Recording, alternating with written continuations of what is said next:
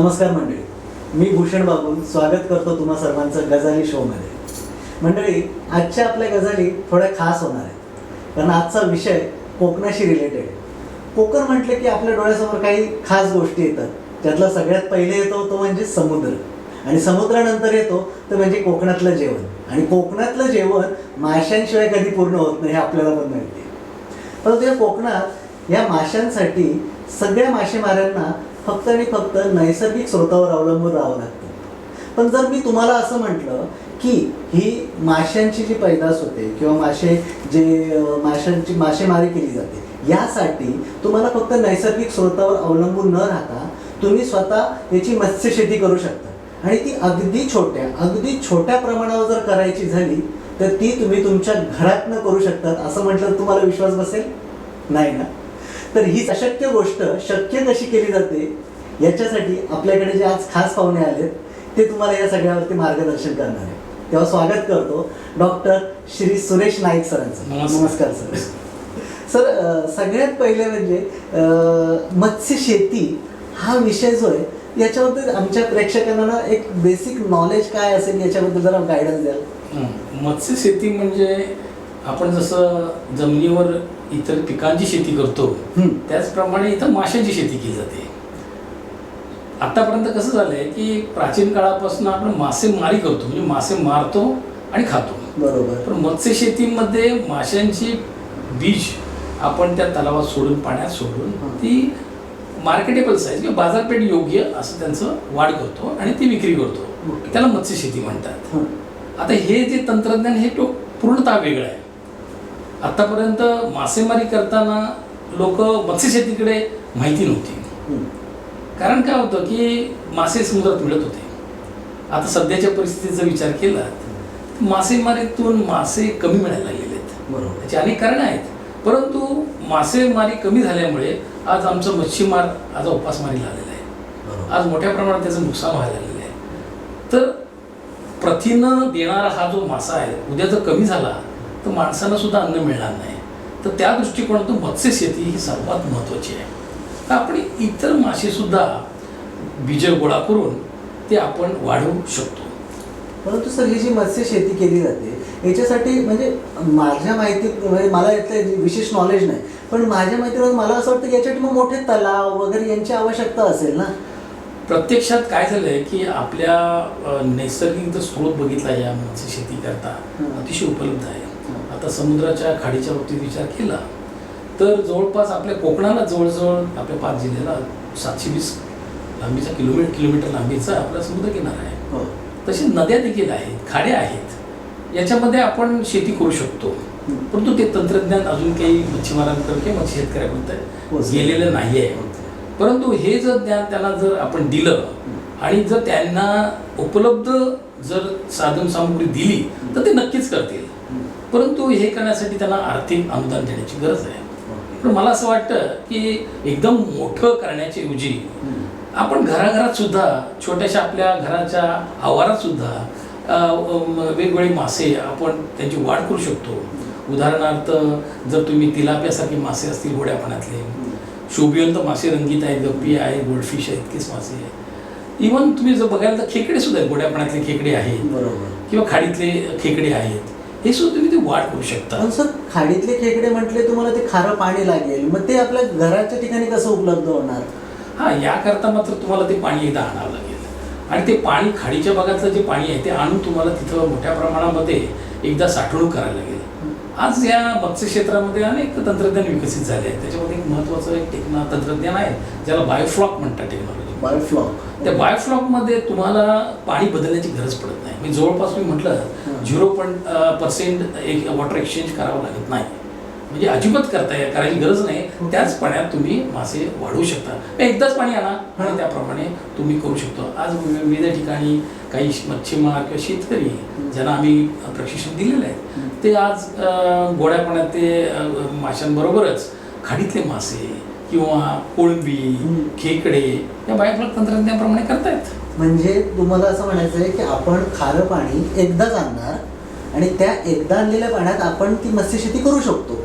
सारखं पाणी बदलायची आवश्यकता नाही. साधारण एक आठवड्याभराने वगैरे नाही, तसं जर पाणी एकदमच तुम्ही खराब केला तर होऊ शकतं.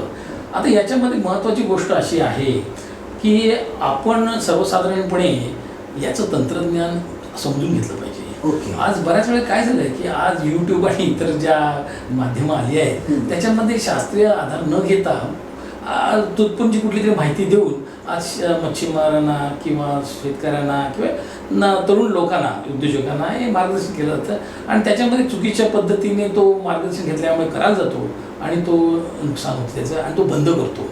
त्याच्यामुळे मोठं नुकसान होते. परंतु मला या ठिकाणी मुद्दाम सांगायचं वाटते की जर तरुण उद्योजकाने किंवा मच्छीमार शेतकऱ्यांना जर आपल्याला शास्त्रीय पद्धतीने जर हे मत्स्यशेती केली अगदी कमी जागेमध्ये कमी खर्चात सुद्धा तुम्हाला करता येऊ शकते. मात्र यासाठी आपणाला चांगल्या मार्गदर्शकाची गरज आहे किंवा प्रशिक्षण कार्यक्रम जिथे घेतले जातात त्या ठिकाणी आपण ते घेतले गेले. आता सर याच्यासाठी तुम्ही जे म्हणते ना की कमी जागेत सुद्धा होऊ शकतो, तर एक मिनिमम आपण असं धरून चालू की कमीत कमी किती जागा आवश्यक आहे याच्यासाठी? आता काही लोक आज बघितले छोट्या प्रमाणात जर रंगीत माशांचं असेल, शोभिवंत रंगीत मासे असतील किंवा खेकडा संवर्धन असेल तर आज लोक 1-2 गुंठ्यापासून सुद्धा लोक आज करतायत. 2 गुंठ्यापासून सुद्धा तुम्हाला एखादी टाकी आणून त्याच्यामध्ये सुरुवात करू शकता. फक्त 2 गुंठ्यापासून सुद्धा तुम्ही सुरू करू शकता. मात्र याकरता प्रामुख्याने आपल्याकडे ते तंत्रज्ञान माहिती असलं पाहिजे आणि जर ती माहिती असेल तर ते तुम्ही यशस्वी करू शकता. बरोबर. आणि सर हे झालं आपण जागेचा विषय.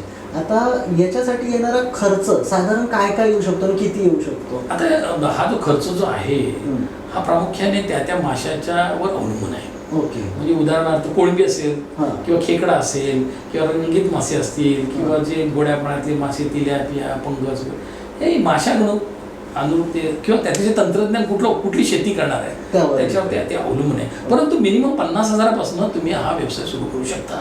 समजा कोळंबी किंवा खेकडा हे ज्याची सर्वात जास्त मागणी असते, त्याला दर चांगला असतो, याची जर समजा करायची झाली तर 50,000पासून जरी सर्वसाधारण 50,000 हा जो तुमचा खर्च जो आहे हा मिनिमम तुमचा जो आपण ज्याला म्हणतो की रिकरिंग किंवा जो अनावर्त खर्च जो एकदा तुम्हाला करावा लागतो.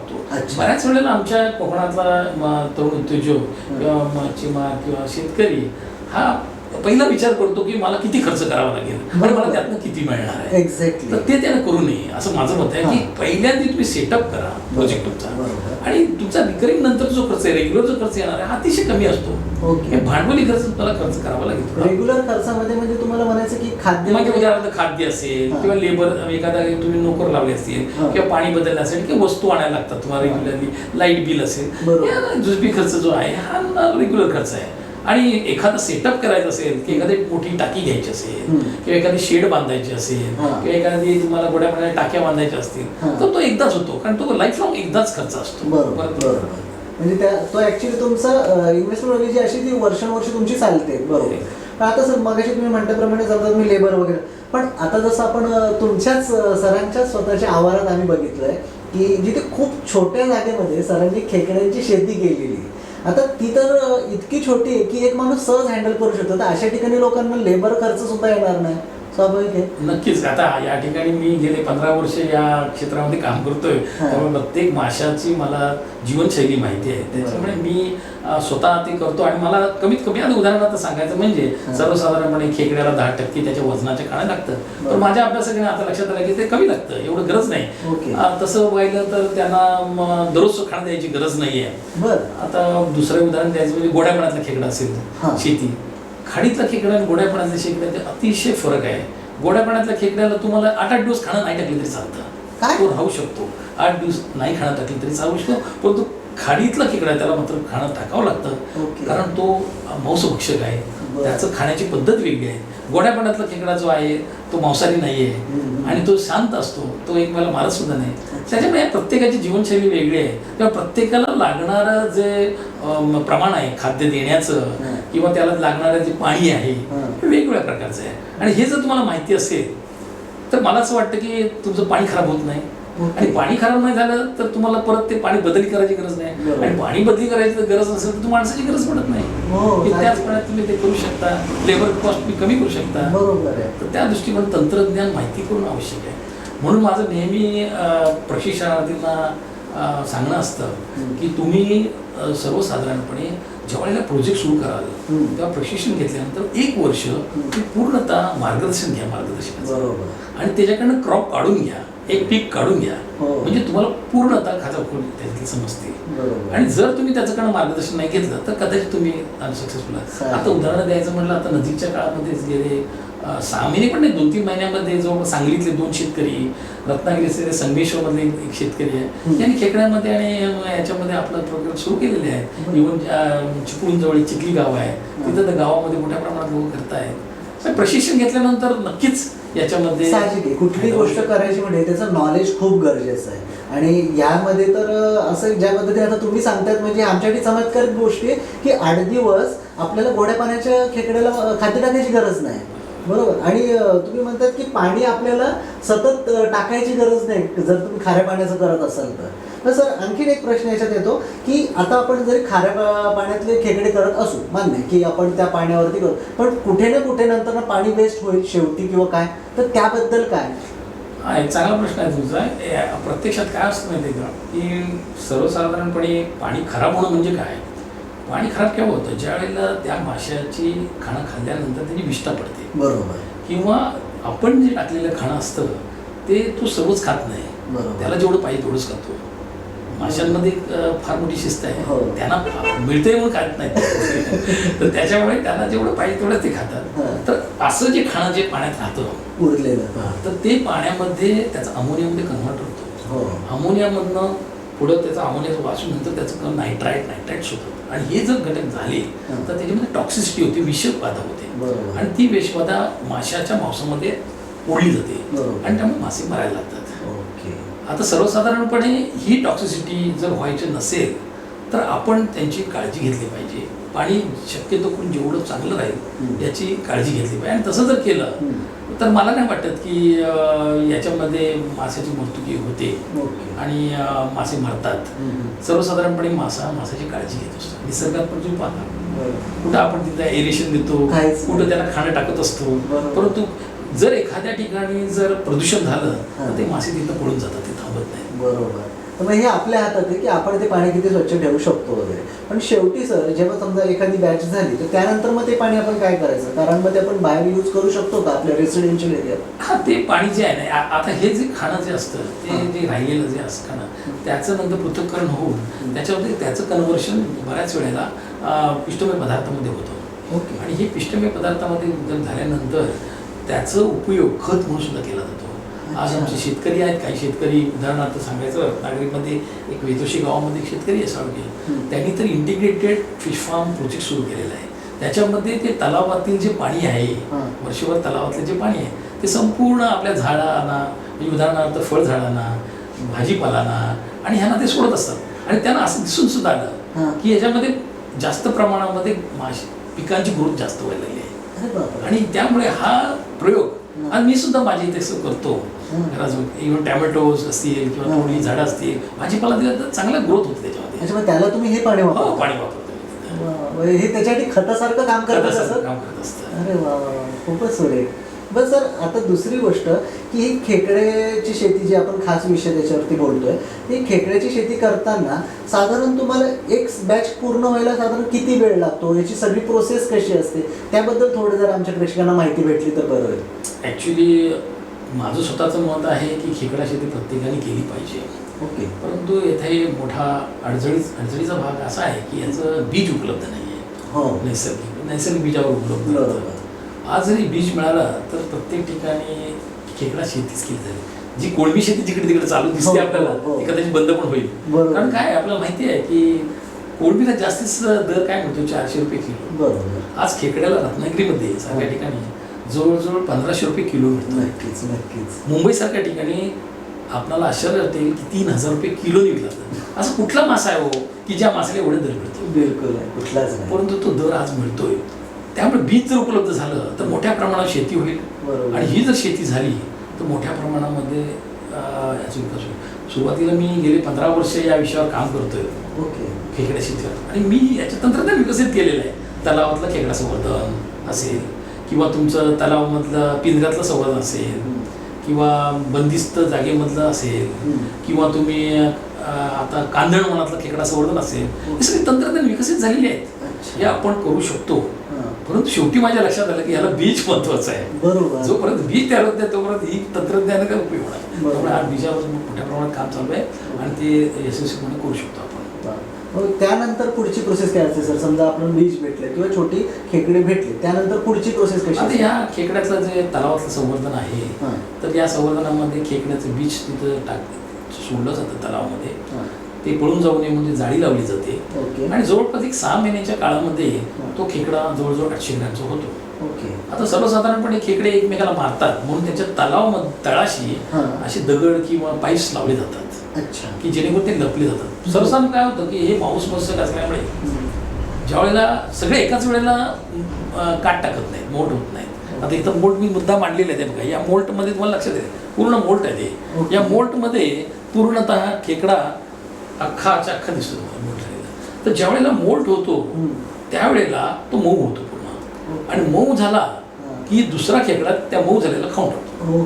कारण तो मांस बरोबर. त्याच्यामुळे त्या लपण्यासाठी काही तळाशी त्याच्या पाईप वगैरे ठेवायला लागतात. आणि अशा प्रकारची जर आपण डाय केली आणि पळून न जाण्यासाठी जाळी लावली बाजूला, तर आज मोठ्या प्रमाणामध्ये हे आपण खेकडे वाढवू शकतो. जवळपास 6 महिन्यात ते होऊ शकतात. आज त्याच्यात सुद्धा एक तंत्रज्ञान विकसित झालेलं आहे. जवळपास 150 ग्रॅमचे ते खेकडे झाले की त्यांना एका बॉक्समध्ये ठेवले जातात, तलावात तरंगणाऱ्या बॉक्समध्ये, आणि त्याच्यामध्ये 1 महिना ठेवायचे. आता ते कधी ठेवायचे? तर सर्वसाधारणपणे 400 ग्रॅम तलावातला खेकडा झाला की तो त्या बॉक्समध्ये ठेवायचा. आणि त्या बॉक्समध्ये ठेवल्यानंतर 1 महिना फक्त ठेवायचा. 1 महिन्यानंतर 400चा 800 ग्रॅम होतो. हे कसं? ते काट टाकल्यानंतरच ते मोठे होतात. सर्वसाधारणपणे हे जे खेकडे आहेत ना, हे सर्वसाधारण माशांसारखे वाढत नाही नियमित. ज्या वेळेला ते मोल्ट होतात म्हणजे अशा प्रकारची काट टाकतात त्याच वेळेला ते डबल होतात. त्यांचं वजन दुप्पट होतं. आणि असे दुप्पट झालेले असेल तर त्यांना मोठ्या प्रमाणात मागणी. उदाहरणार्थ मी 400 का सांगितलं, तर सर्वसाधारणपणे 400 ग्रॅमचा खेकडा जेव्हा बॉक्समध्ये तुम्ही ठेवता त्यावेळेला तो 800 ग्रॅम होतो. आणि 800 ग्रॅमचा झाल्यानंतर इमिडिएटली तो काढून मार्केटमध्ये नेला तर त्या 800 ग्रॅमच्या खेकड्याला 1 किलोचा रेट मिळतो. म्हणजे जवळपास 1200 रत्नागिरी असाल तर 1200-1500 मुंबईत असेल तर 300. तर अशा पद्धतीने हे खेकडे मोठ्या प्रमाणामध्ये वाढू शकतात. आता उदाहरणार्थ याच्यात बघा तुम्हाला ते दिसेल की याचा जो टोकाकारचा भाग आहे गोलाकार असतो आणि याच्या खालच्या पोटाकडचा भाग हा टोकेरी आहे. हा टोकेरी आहे, गोलाकार आहे. हे टोकेरीचा भाग असेल हा पाण्याचा, तर हा सर्वसाधारणपणे हा नर असतो आणि ही असते मादी. याच्यावरून आपण सर्वसाधारणपणे नर आणि मादी पेक्षा नर जर मोठ्या प्रमाणात ठेवले तर नर फास्ट वाढतात आणि त्यामुळे मोठ्या प्रमाणामध्ये हे जे खेकडे आहेत हे आपल्याला वाढवता येतात. ही पद्धत झाली. दुसऱ्या पद्धती जी आज तुम्हाला माझ्या इथे दाखवली त्याच्यामध्ये आपण बॉक्समध्ये खेकडे ठेवू शकतो. म्हणजे ते कंट्रोल कंडिशन आहे टोटल. म्हणजे तुम्हाला कुठे समुद्रकिनारी जायला नको, तुम्ही घराच्या कंपाऊंडमध्ये सुद्धा करू शकता. तर त्या बॉक्समध्ये तुम्ही प्रत्येक बॉक्समध्ये 1 खेकडा ठेवायचा आणि त्यामध्ये 1 महिन्याचा पिरियड द्यायचा त्याला. सर्वसाधारणपणे 400 ग्रॅमचं असेल तर 1 महिना द्या. जर तुम्ही लहान ठेवणार असाल तर ते वाढतं तुम्हाला ठेवावं लागेल. मात्र तुम्हाला नियमित त्या बॉक्समध्ये बघावं लागेल की त्याच्यामध्ये खेकडा मोड झालाय की नाही ते. बाकी त्याला काही करावं लागत नाही. याच्यात सर मग एका बॉक्समध्ये आपण किती खेकडे ठेवतो? एका बॉक्समध्ये 1 खेकडा. इथे तर मग आपली म्हणजे ती ही रिस्क पण संपली की दुसरा खेकडा एका खेकड्याला मारेल या पद्धतीची रिस्क पण संपली है ना. बरं, ह्यासाठी त्यांना येणारा खर्च तुम्ही म्हटल्याप्रमाणे अगदी कमी. 1 दिवस आड खाना टाकणार जर तो खाऱ्या पाण्याचा असेल तर. याच्यामध्ये सुद्धा असंच आहे की इनिशियल जी इन्व्हेस्टमेंट म्हणजे उदाहरणार्थ भांडवल खर्च आहे हा फक्त तुम्हाला बॉक्स आणि ते इन्स्टॉलमेंट करणं याच्यासाठी तुम्हाला पहिल्यांदा खर्च येतो. तोच एकदा येतो, त्यानंतर तुम्हाला काही खर्च येत नाही. कारण त्याच्यामध्ये लावणारा पंप असतो, जे पाणी फिरवतो आपण सगळं त्याच्यामध्ये, किंवा ते जे पाणी फिल्टर होतं ते पाण्यासाठी लागणारं हे, आणि खेकडे जे आणणार आहे तेवढं खर्च आणि खाणं त्याला खर्च असं बाकी नाही. बाकी त्याला एरिएशन जो आहे, उदाहरणार्थ जे सर्वसाधारण असं म्हटलं की वर्ष त्याला कंटिन्यू 24 तास पर्यंत एरिएशन आहे असं काही गरज नाही. 1-2 तास तरी तुम्ही सकाळ संध्याकाळ जर त्याला एरिएशन चालू ठेवलं तरी तो खेकडा राहू शकतो. आता तुम्ही विचार करा, माहीम सारखी खेडी आहे, खाडी आहे मुंबईमध्ये, किती दूषित खाडी आहे. त्या दूषित खाडीमध्ये सगळे मासे नसतात पण खेकडा ज्यादा आहे. Correct. मग आपणच खेकडा मारणार असेल तर आपणच मारू शकतो. म्हणजे तसं खेकडा मरण्याची शक्यता फार कमी असते. कमी असते. खेकडा मेला तर आपण मारू शकतो असं माझं मत आहे. ज्याप्रमाणे आपण खाऱ्या पाण्यातली खेकड्यांची शेती करतो तशी गोड्या पाण्याची करू शकतो. आता जसं आता आपण कोकण भागात आहोत, इथला भाग बोलतोय, पण जर मराठवाडा, विदर्भ या भागात जर आपण विचार केला तर इथे मग गोड्या पाण्याची खेकड्यांची शेती होऊ शकते. हो, नक्कीच. काय झालं आहे की गोड्या पाण्यातला खेकडा हा दुर्लक्षित प्राणी आहे. आतापर्यंत त्याच्याकडे पाहताना तो शेतीमध्ये शेतकऱ्याला त्रास देतो वगैरे असं म्हणून त्याने गणला जातो. परंतु आता काय झालं आहे की सध्या मोठ्या प्रमाणामध्ये खेकड्याचं सूप, गोड्या पाण्यातल्या खेकड्याचं सूप फार सुंदर असतं असं शेतकरी आणि ती लोक सांगतात आणि ते पकडतात आणि त्याचं वापर करतात त्यांच्या अन्नामध्ये. आणि आता त्याला शास्त्रीय पद्धतीने सपोर्ट पण आला आहे की त्याच्यामध्ये त्या मांसामध्ये ओमेगा 3 फॅटी ॲसिड असतं, त्याच्यामध्ये मिनरल्स असतात, त्यात व्हिटॅमिन्स असतात. आणि हे जेव्हा लोकांना समजायला लागलं त्यामुळे लोकांनी मोठ्या प्रमाणामध्ये आता अन्नधान्यामध्ये म्हणजे आपल्या जेवणामध्ये हा खेकड्याचा समावेश केला आहे. आणि त्यामुळे जे तरुण युवक आहेत उदाहरणार्थ विदर्भ, मराठवाड्यातले, तर त्या लोकांना मोठ्या प्रमाणामध्ये याची शेती करायची आहे. आणि ते ह्या शास्त्रीय जर अभ्यास विचार केला त्याचा तर मी आज पण सांगू शकतो की याच्यावर अभ्यास झालेला नाही आहे. फार क्वचित कुठेतरी झालेला आहे. याची माहिती सुद्धा घेतली गेलेली नाही. आज काही माझ्या विद्यार्थ्यांनी सुद्धा याच्यावर संशोधन केलं आणि इतपत आम्ही की आम्हाला पहिल्यांदा असं वाटत होतं की खाडीतला खेकड्यासारखा हा खेकडा आहे, परंतु खाडीतला खेकडा आणि या खेकड्यामध्ये अतिशय फरक आहे. कसा आता उदाहरणार्थ मला सांगतो, तर हा खेकडा जर बघितला तर ह्या खेकड्याचा जो खाडीतला खेकडा आहे तर तो शेवटचा पाय आहे हा बघा वल्ल्यासारखा आहे ना. आणि हा खेकडा वल्ला असल्यामुळे पाण्यामध्ये पोहतो. आता उदाहरणार्थ तुम्हाला मी जर इथे सांगितला हा खाडीतला खेकडा आहे, गोड्या पाण्यातला खेकडा आहे, याची शेवटचा पाय बघा टोकीने. टोकीने म्हणजे याला वल्ल्याची गरज नाही. याचा अर्थ हा चालतो. म्हणजे खाडीतला खेकडा पोहणारा खेकडा आहे आणि गोड्या पाण्यातला खेकडा चालणारा. मग चालणाऱ्या खेकड्याला पाण्याची गरज नाही. अच्छा. आता हे जे शास्त्रीय अभ्यास आहे ना हा माहितीच नाही कोणाला. पण तो काय खातो माहित नाही. त्याचं जीवनमान त्याला किती पिल्लांना जन्मतो माहित नाही. मला आश्चर्य वाटेल की हा खाडीतला खेकडा जो आहे तो अंडी देतो. एक खेकडा जवळपास 10 ते 40 लाख अंडी देतो. किती? 10 ते 40 लाख अंडी देतो एक मादी खेकडा. आणि हा गोड्या पाण्यातला खेकडा आहे, हा अंडी देत नाही, हा डायरेक्ट पिल्लांना जन्म देतो. अच्छा. आणि हा किती देतो तर 1200 ते 1400 पिल्लांना जन्म देतो. किती फरक आहे दोघांच्या. पण ह्या गोष्टी माहिती नव्हत्या कोणाला. त्या माहिती करून घेतल्यानंतर आता त्याच्यामध्ये थोडा अभ्यास सुरू झालेला आहे. आणि आज तुटपुंज जे काही माहिती आहे त्या बेसवर शेतकरी सुद्धा थांबायला तयार नाही. आज तो तलावात सुरू केलेलं आहे त्यांना आपलं. आता आमच्या ट्रेनिंग माध्यमातून आणि प्रशिक्षणातून लोकांना माहिती देणं सुरू केलेलं आहे. पण आज तुम्हाला आता मी मगाशी म्हटल्याप्रमाणे सांगलीमध्ये 2 शेतकऱ्यांनी तर टाक्या बांधल्यात. आज युट्यूबवर जर गेला तर बरेच शेतकरी तुम्हाला असे दिसतील की ज्यांनी आपल्या टाक्यांमध्ये खेकड्याची शेती सुरू केली आहे. म्हणजे सांगली वगैरे ह्या भागातनं तुमच्याकडे ट्रेनिंग? हो, सांगली, नागपूर, वर्धा, इव्हन तुमचं बारामतीपासून येतात लोक. अरे बापरे. जसं त्यातल्या त्यात तुम्हाला कुठले काही तिथले स्टुडंट्स किंवा काय माहिती असतील त्यांची नावं सांगू शकतात? काही आहेत ना. आता उदाहरणार्थ सांगलीजवळ एक लेप्रोसी हॉस्पिटल आहे, तिथे ते त्यांचं जंग म्हणून आहे, त्यांनी आता सुरू केलेलं आहे. घेवरे म्हणून एकाने सुरू केलेलं आहे, एक शेवडे म्हणून एकाने सुरू केलेलं आहे. अशी बरीच लोक आहेत. आज ट्रेनिंग आमचे खेकड्यामध्ये शेती सुरू केलेली आहे इथलं ट्रेनिंग घेऊन. आणि ते मोठ्या प्रमाणामध्ये आज या उद्योगात उतरायला लागलेले आहेत आणि त्यांना चांगलं मिळतोय. याच्यामध्ये काय होतंय की हा खेकड्यामध्ये खेकडे गोळा करतात आणि त्या टाकीत सोडून देतात. पण ह्याला पाणी जास्त लागत नाही. बरोबर. ह्याला बाजूला दगडी वगैरे ठेवतात लपण्यासाठी, पाईप्स ठेवतात. एखाद्या विद्यार्थीने माझा अभ्यास करायचा, पाईप नुसते ठेवले तरी PVC पाईप. अच्छा, PVC पाईप ठेवले तर त्या पाईपातून बसतात. तर अशा पाईप लावून जर तुम्ही त्या पृष्ठभाग त्याला दिला तळ तर ते खेकडे चांगले वाढतात. पण हे खेकडे एकच याच्यामध्ये तोटा आहे मी म्हटलं तर चालेल, हा जास्त वाढत नाही.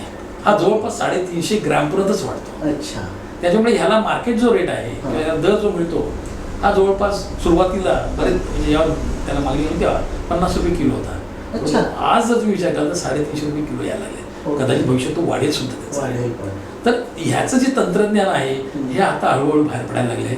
इव्हन खेकडे सोडल्यानंतर नर मादी सुद्धा तिथंच राहून त्याची पिल्लांची पण पैदास होते, असं काही शेतकऱ्यांचं. ऍक्च्युली सर मग मगाशी म्हटल्याप्रमाणे खाऱ्या पाण्यातले तुम्ही एका बॉक्समध्ये एक ठेवता, इथे ऍक्च्युली तुम्हाला बॉक्स सिस्टीम न करता तुम्ही एकत्र टाकू शकता, कारण हे एकमेकांना खात नाहीत, म्हणजे याचं प्रोडक्शन पण जास्त होऊ शकतं. होऊ शकेल नाही. आता ही सुद्धा एक प्रयोगाचे भाग आहे, प्रात्यक्षिक आहे, हे कोणीतरी करायला पाहिजे. म्हणजे माझं तर म्हणणं आहे की एका बॉक्समध्ये 2-2, 3-3 खेकडे ठेवून सुद्धा बघायला पाहिजे, ते राहू शकतील, कारण ते एकमेकाला मारत नाहीत. बरोबर. तर हे जी बंदिस्त बॉक्समध्ये जी टेक्नॉलॉजी ना, ही गोड्या पाण्यात सुद्धा आणता येऊ शकते भविष्यात. Okay okay okay. बरं सर, आता हे जे तुम्ही म्हणताय ही खेकडा शेती कोण कोण करू शकतो? गोड्या पाण्यातले म्हणताय? हा, खेकडा शेती गोड्या पाण्यातले कोणी करू शकतो.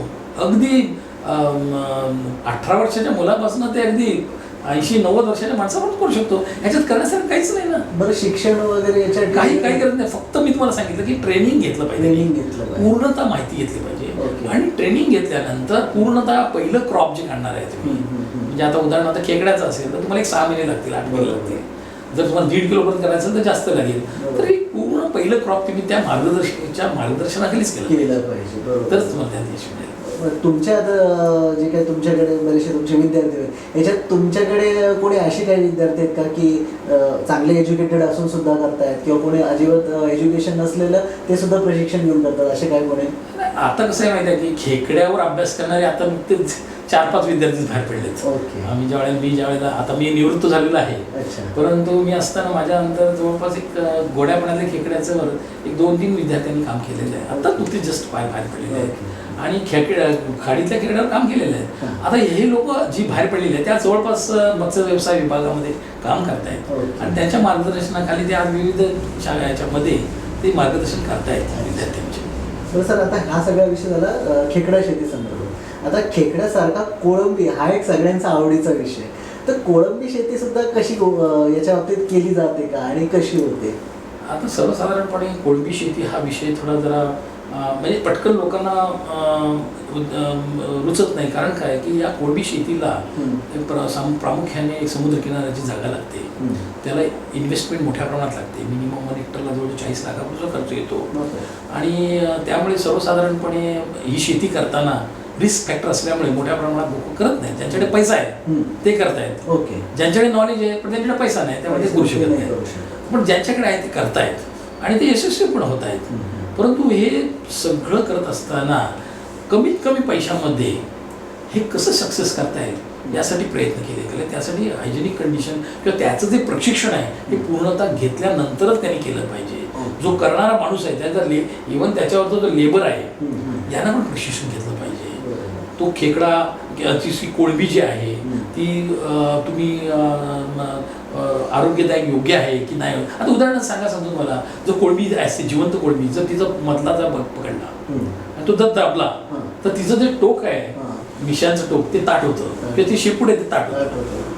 म्हणजे याचा अर्थ ती चांगली आहे. किंवा तिचं जर आपण जर लाईटमध्ये जर बघितलं उजेडामध्ये अशी उभी करून ठेवली तर तुम्हाला ती पूर्णतः पोटाचा काळा दोरा जो आहे तो पूर्णतः तुम्हाला दिसतोय, ट्रान्सपरंट पूर्ण असल्यामुळे काळा पूर्ण डॉट दिसतो. याचा अर्थ कोळंबी अन्न व्यवस्थित खाते.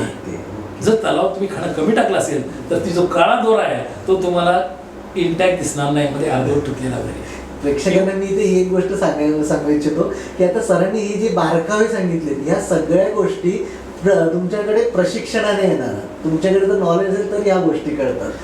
तसं सांगतो. तसंच एक साधा एक गोष्ट आहे की कोळंबी आहे, कोळंबीला एक मिशी असते. बरोबर. ते मिशीचा जो भाग आहे ना तो फिश फार मोठी असते. आता हा मिशीचा रोल काय आहे की ती जेव्हा पोहते जाते तेव्हा त्या मिशीच्या माध्यमाने अंदाज घेते पुढे काय आहे, शत्रू आहे की नाही, आणि त्यामुळे ती चाचपत जाते, भोकात कुठल्या दगडामध्ये वगैरे घालते. पण तिथं जर एखादा काही डिसीज असेल, त्या मायक्रो ऑर्गॅनिझम असेल तर ती कुरतडतात. ते ज्या कोळंबीच्या मिशा कुरतडलेल्या, मी समजा मी एका ठिकाणी गेलो एखाद्या फार्मवर आणि तिथे माझी कोळंबी काढली आणि मी चांगली की ओळख आली, त्याच्या जर मिशा तुटलेल्या दिसल्या याचा अर्थ त्यात काहीतरी प्रॉब्लेम आहे, कारण त्या कुरतडल्या गेलेल्या आहेत. मी तलावमध्ये मायक्रो ऑर्गॅनिझम असण्याची शक्यता आहे, कुठेतरी डिसीज असल्यासारखी शक्यता आहे, म्हणून त्या मिशा लवकर गेल्या. तर मिशा सुद्धा पूर्णतः असणं गरजेचं आहे. चांगल्या कोळंबीची ओळख घेतली, कोळंबीची ओळख करतात आणि हे सगळं प्रशिक्षणामध्ये शिकवलं जातं. तर मुद्दा म्हणजे की मग आपण ज्याप्रमाणे खेकडा शेती करू शकतो बंदिस्त पद्धतीने छोट्या प्रमाणात, तशी कोळंबी शेती सुद्धा करू शकतो. शकतो. त्याच्यामध्ये एक नवीन तंत्रज्ञान विकसित झालेलं आहे, ते म्हणजे बायोफ्लॉक टेक्नॉलॉजी. ओके. या बायोफ्लॉकमध्ये तुम्ही कोळंबीची शेती करू शकता. ओके. आता हे थोडं जरा हायटेक टेक्नॉलॉजी आहे. बरं. कारण कसं आहे की एक वेळ मासा किंवा खेकडा हे पाण्यामध्ये राहू शकतात, पण कोळंबी आहे ना, ही कोळंबी फार सेन्सिटिव्ह असते. अच्छा. जरा पाण्यामध्ये काही बदल झाला तर हां. ती मरू शकते किंवा प्रॉब्लेम, कारण ती लहान पिल्लू असतात. ओके. ते पिल्लं जेव्हा आपण जेव्हा गोळा आणतो तेव्हा अतिशय सूक्ष्म असतात, हो. आणि त्यासाठी जे पाणी आहे हे हाय क्वालिटीचं असलं पाहिजे. अच्छा. मग ते पाण्यामधला pH असेल तो तो 7.5च्या वर असला पाहिजे, ऑक्सिजन 4 ppmच्या वर असला पाहिजे, ओके. सॅलिनिटी 30च्या जवळपास 25 ते 30 मधली असली पाहिजे. अच्छा. तर ह्या जे पॅरामीटर्स आहेत पाण्याचे, हे ते पाण्यात मेंटेन असले पाहिजेत. आणि हे जर तुम्ही मेंटेन केले त्या पाण्यामध्ये, तर तुम्ही ती कोळंबी जगवू शकता. परंतु आता माझा जो आज तुम्ही प्रकल्प बघितला त्याच्यामध्ये मी कोळंबी बायोफ्लॉकच्या प्रबंधी करतो. बरोबर. बायोफ्लॉकमध्ये 0 वॉटर एक्सचेंज, आम्ही पाणी बदलत नाही. पाणी बदलत नाही. पाणी बदलत नाही, पण त्या पाण्यामध्ये हां. टाकाऊ पदार्थ राहतात, विष्ठा राहते. ओके. तर ते खराब पाणी न होण्यासाठी हां. आम्ही विशिष्ट प्रकारचं त्याच्यामध्ये कार्बन सोर्स टाकतो, ओके. आणि त्याच्यामुळे त्याचं विघटन करून हां. ते त्याचं कन्व्हर्शन खाद्यामध्ये करून त्या पिल्लं मासे खातात. तेव्हा पाणी बदलण्याची गरज पडत नाही, पाणी चांगलं राहतं. ओके. फक्त काय करावं लागतं आपल्याला, 1-2 दिवसानंतर ते पाण्याचे सर्व जे पॅरामीटर्स आहेत, म्हणजे घटक आहेत, म्हणजे ऑक्सिजन असेल, त्याचा जो pH असेल किंवा तर नायट्राट असेल, हे मात्र तुम्हाला चेक करावं लागतं. त्यासाठी चांगला माणूस असणे गरजेचं आहे. म्हणजे कोळंबी शेती सुद्धा खूप चांगल्या पद्धतीने होऊ शकते, पण त्याच्याकडे सगळ्यात महत्त्वाचं काय की त्याचं तुम्हाला इत्थंभूत नॉलेज असणं गरजेचं आहे. कारण ते जर नसेल तर तुम्हाला धोका पत्करावा लागू शकतो आणि कदाचित. त्यामुळे आज तुम्ही जर विचारलं महाराष्ट्रामध्ये कुठे ती बायोफ्लॉक कोळंबीमध्ये होतं का, तर सर्वसाधारण तोंडात लोकांचे नाही ते होणार नाही, शक्य नाही. होऊ शकतं, हे मी केलेलं आहे. नॉलेज आवश्यक आहे तुम्हाला, ते तुम्ही करता. आणि दरवर्षी आज गेले 3 वर्ष मी सलग करतोय. आता 4थ्या वर्षी पण आमचं करणार होता, परंतु आम्ही काय करतो, सर्वसाधारणपणे मे महिन्याच्या दरम्यान ते तयार सुरू करतो, की जेणेकरून पावसाळा ज्या वेळेला बंदी असते त्यामुळे आमची कोळंबी तयार झालेली असते. एक मिनिट सर, आता पावसाळ्यात ऍक्च्युली बघायला गेलं तर सगळीकडे मच्छीमारी बंद असते. कुठलंच उत्पन्न मच्छीचं येत नाही. लोक बऱ्याचपैकी प्रिझर्व करून ठेवलेल्या गोष्टी विकतात. मग तुम्हाला म्हणायचं असं की ही मत्स्य शेती तुम्ही पावसाळ्यात सुद्धा चालू ठेवता? हो ना, कुठले करू शकतो आपण, काही प्रॉब्लेम नाही. इव्हन तुम्ही खेकड्याचं करू शकता, कोळंबीचे करू शकता. ओके. फक्त काय माहिती आहे की याचं ज्ञान घेणं. आज काय झालं माहिती आहे का, की आज प्रत्येक तरुण मुलगा सुद्धा काय, उद्योजक सुद्धा, एक त्याला रेडीमेड सगळं लागतं. थोडंसं नॉलेज घ्यायला पाहिजे. 1 महिना, 2 महिने, 3 महिने सतत घेऊन प्रशिक्षणाच्या बरोबर जर तुम्ही केलं, आज उपलब्ध भरपूर आहे. ओके. साधन सामुग्री भरपूर आहे, मासे आहेत सगळे. उदाहरण आता माशांच्या बाबतीत सुद्धा बोलायचं म्हटलं तर निसर्गामध्ये खाडीमध्ये मासे किती मिळतात, ते सुद्धा तुम्ही वाढवू शकता. रंगीत मासे किती आहेत. आता माझ्याकडे तुम्ही बघायला 50 रुपयाचे मासे आणलेत, आज 5,000 रुपयाचे मासे तयार झालेत माझे. 50 रुपयाचे मासे, कारण ते कंटिन्यूस ब्रीड होत असतात. साधं गप्पी मासा घेऊन करा, त्यातले नर गप्पी जर तुम्ही वाढवली आहेत, चांगले पैसे मिळतात. आज गरज नाही आहे, पण त्यांना काही करावं लागत नाही, ते कंटिन्यूस ब्रीडर असतात. बरोबर. फक्त गंमत अशी आहे की आपल्याला ज्ञान नसल्यामुळे आपण त्यात शिरत नाही. एक्झॅक्टली. आणि आपण शिरत नसल्यामुळे पुढं केलं जात नाही. आणि आणखीन एक गोष्ट आता हे बोलता लक्षात आली सर, की तुम्ही म्हटल्याप्रमाणे इथे की पावसाळ्यात सुद्धा आपण त्याचं उत्पन्न घेतोय. आता पावसाळ्यात जिथे बाहेरचे सगळे मासेमारांचा व्यवसाय बंद असतो, मासेमारे वगैरे सगळं शॉर्टेज असतो, अशा वेळेस जर तुम्ही हे तुमचे मासे विकलात तर साहजिक तुम्हाला दर मोठा भेटणार. आज मोठ्या प्रमाणामध्ये माझा अनुभव आहे ना, की कोळंबीचा रेट हा जवळपास 400 असतो. माझ्याकडे कोळंबी कधी 700, 750, 700 रुपयाला लोक येऊन घेऊन जातात. त्याला कारण सुद्धा आहे, कारण ते जिवंत मिळतात त्यांना.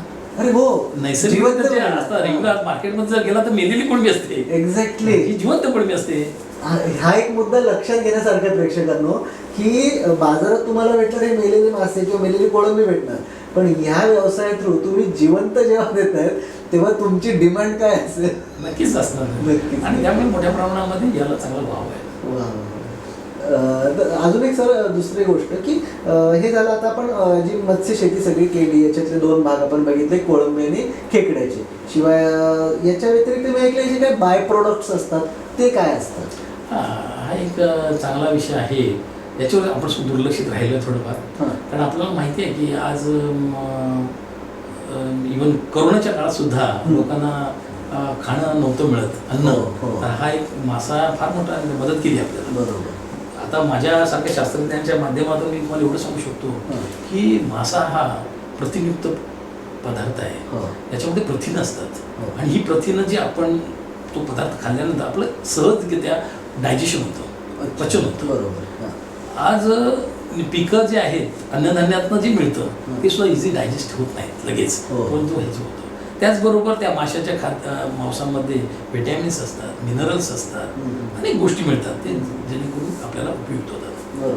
आता याचा जर वापर केला या माशाचा तर प्रथिनं देणारा एक सोर्स आपल्याला उपलब्ध आहे आपल्याकडे, परंतु हा सोर्स वापर केला जात नाही. आता उदाहरणार्थ तुम्हाला सांगतो, आज लहान लहान मुलं आहेत, आज आई वडील त्यांना सेरलॅक किंवा आणून देतात किंवा ते प्रोटीनचे पावडर देतात. तसे माशाचे पदार्थ तयार केले, त्याच्या मांसापासून माशाचे पदार्थ तयार केले आणि ते मुलांना खायला दिले. नाहीतरी मुलांना तुम्हाला आता बघा तुम्ही ते वेफर्स खातात, हे खातात, तर माशापासून असे पदार्थ तयार केले गेले पाहिजेत. आज मत्स्य महाविद्यालय रत्नागिरी येथे मोठ्या प्रमाणात काम झालेलं आहे. बरेच प्रॉडक्ट आज निर्माण केले त्या मत्स्य महाविद्यालयाने.